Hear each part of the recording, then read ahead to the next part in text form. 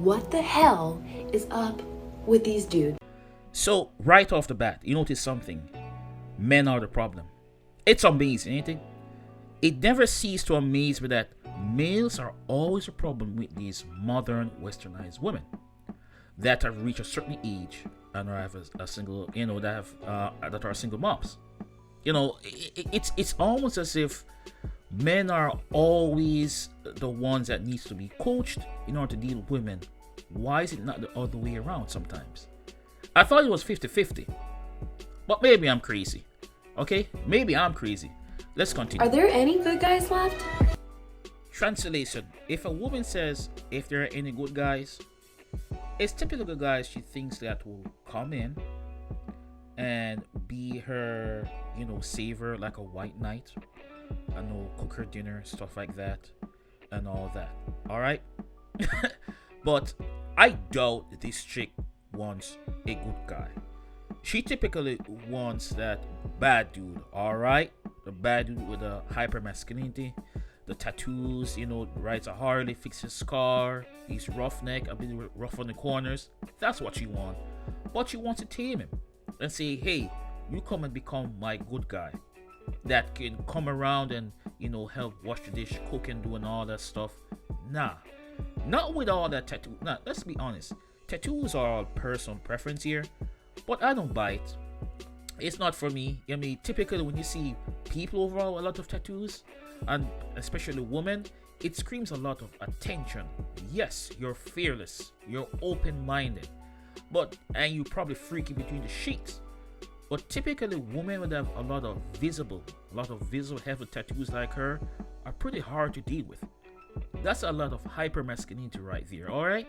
I don't know if you realize it, guys, but women should be in the feminine form pretty much most of the times, alright? I don't care how much fit you are. That's great. There are a lot of fit women walking around that don't have a lot of tattoos. But if I have to, deal with not only your emotional part of it, then your actual tattoos as walking around like, what is this? I don't want to be with you. You know what I'm saying? At least that's just me or it relates to the tattoo aspect. But the good guy, trust me, good guys, translation is nice guy, and they always finish last. Alright? You're the guys that buys chocolate. They're the guys that will call and text her afterwards, and women start to think, well, why are you texting so quickly, so often? Don't you have a life? And they shun you.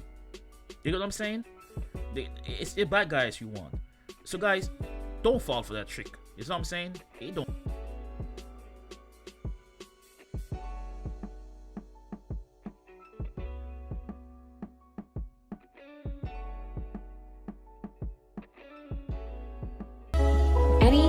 Any of you out there looking for a woman, single mom, in her 30s? I have a job, military, I've got my shit together. I don't need no man to help me financially. Okay, so that's all good and dandy. You have a job, you have a place, which it should be expected. Although for men, it really doesn't matter. At least the good guys that you're searching for, because a good guy, men, in case she doesn't realize this, you could work at McDonald's, but as long as, hey, you treat him well, they give him the bedroom action, you're cooperative, that's great. He'll take care of you. Doesn't matter. Okay? I don't know why modern women think that, yeah, you have a job and this and that, it's going to necessarily mean it's yeah, some guys would shun you, but at the end of the day, it's neither here nor there for the most part. Men are like providers. It's a natural thing. But it's just taken on a different aspect. It's for the wrong reason for men in these modern times. On top of it, you're 30 years old. You're hitting the wall here. That wall where typically women should be attached, meaning in a long-term relationship leading to marriage. If a woman isn't, it means that sometimes something is wrong with her and there's a scramble. But these women are scrambling for the top 10% of guys, alpha guys. This is why she hasn't settled. She could have grabbed a guy a long time ago, Maybe she was a good girl and she turned a rebel, hence her demeanor, tattoos, and all that. But who knows? But I'm telling you, at that age, it means that you're still looking for that alpha, though, the hyper masculine, that guy that you can do it good and bad.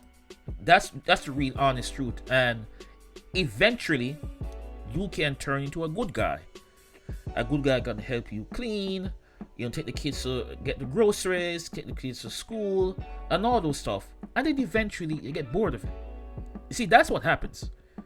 That's typically what happens, and women don't want that. Surprisingly, men may think that's the case, but that's not the case. Women don't want that. And then the third thing so far she mentioned here is that what I'm gonna talk about here is she's a single mother. Now that's a huge red flag. Okay, that's a huge red flag for a guy. And I tell the guys, don't do it. I have experiences. Number one, in case no one realizes, that's not your child.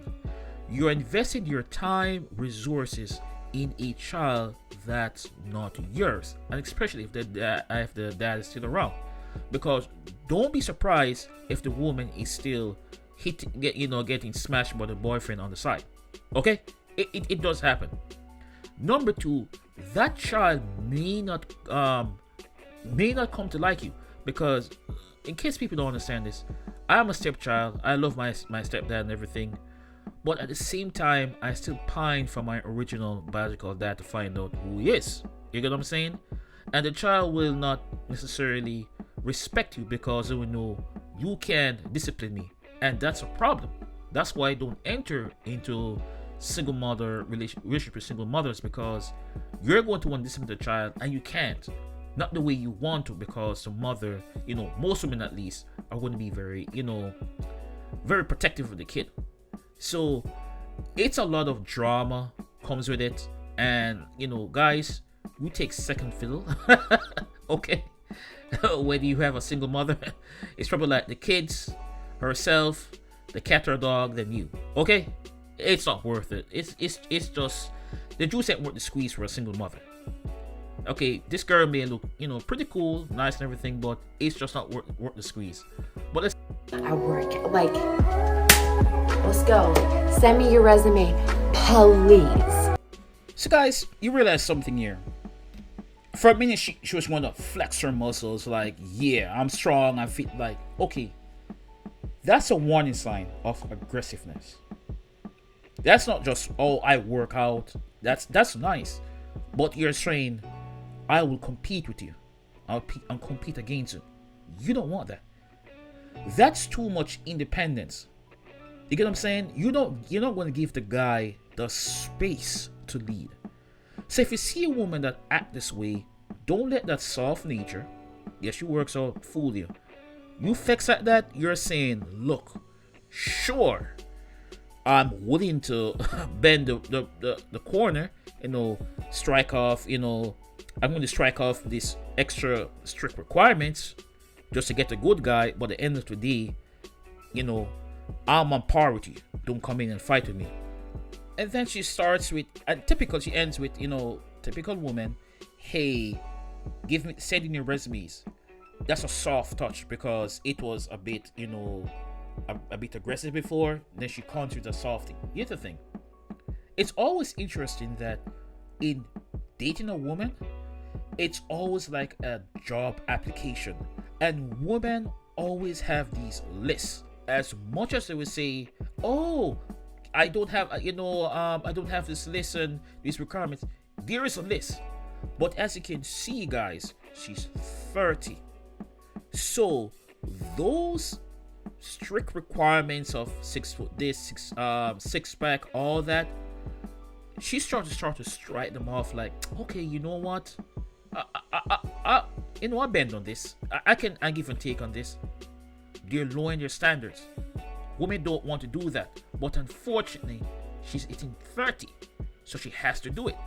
And it's always with women like a constant job interview with them. Why is that the case? Why should I have to send my resume? Resume for what? So that, I was on an app called, I think, OkCupid. They have a question that says, hey, what are you most nervous about? an interview or a first date. And when you look at the results, it shows what men choose and women choose. It's what do you think that a woman choose that's most nervous about. An interview. It's not a date. So for women, it's always you have to always impress them.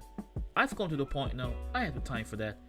If you see a lady that you want to date or you want to ask her out, just ask her for a drink, and you kind of square her out and you try to figure out who she is from there, to see if there's a second date or if it's worth pursuing.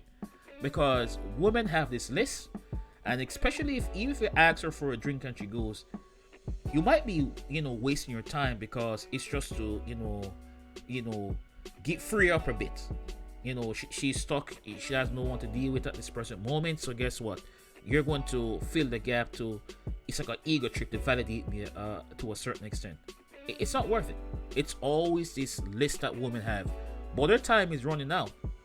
She better cut that list. She better change it about because I think this chick, she may seem cool, but I think she's a difficult one to deal with. Based on her personality, her swag and everything, she's a tough one. But guys, be critical, be masculine here. You don't need, you need a feminine woman that's cooperative, that would always, give you that bedroom action, that make you lead as a guy, being that masculine nature most of the time. But that's my 2 cents. Until then, peace.